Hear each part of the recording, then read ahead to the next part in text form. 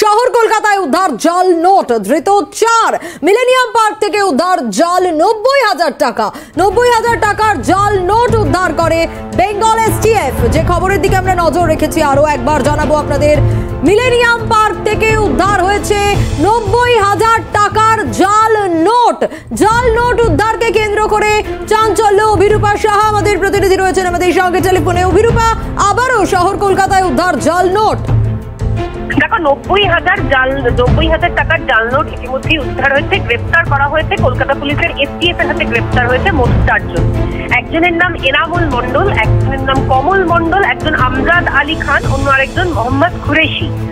এরা প্রত্যেকেই কেউ কলকাতার বাসিন্দা নন, একজন মুর্শিদাবাদের বাসিন্দা, কেউ ফাজিলনগর নদিয়ার বাসিন্দা, কেউ আবার অন্ধ্রের বাসিন্দা, এবং আর একজন রয়েছেন যাকে ইতিমধ্যে অ্যারেস্ট করা হয়েছে, যিনি বৈষ্ণার বাসিন্দা। ফলে এই প্রত্যেকের সঙ্গে কোন রকম কলকাতার কানেকশন রয়েছে কিনা সেটা যেমন খতিয়ে দেখা হচ্ছে, ঠিক তেমনই কলকাতার যেহেতু মিলেনিয়াম পার্ক সংলগ্ন এলাকা থেকে গ্রেফতার করা হয়েছে, ফলে প্রাথমিকভাবে পুলিশ আধিকারিকরা মনে করছেন যে এর জাল বহুদূর বিস্তৃত, কলকাতার সঙ্গে এদের একটা যোগসাজশ রয়েছে।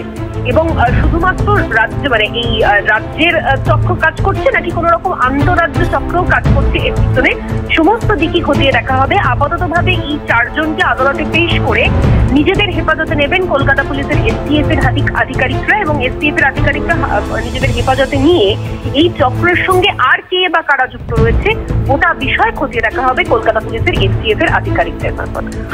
সোনিয়া, ধন্যবাদ অভিরূপা।